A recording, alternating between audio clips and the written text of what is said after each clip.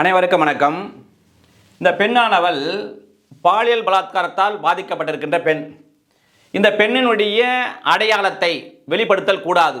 அவ்வாறு வெளிப்படுத்தினால் அது குற்றமாகும்.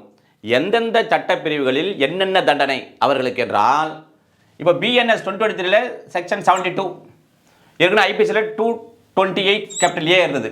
இதற்கான தண்டனை என்னவென்றால், அதாவது 2 ஆண்டுகள் வரை நீடிக்கக்கூடிய சிறை தண்டனை மற்றும் அபராதம்.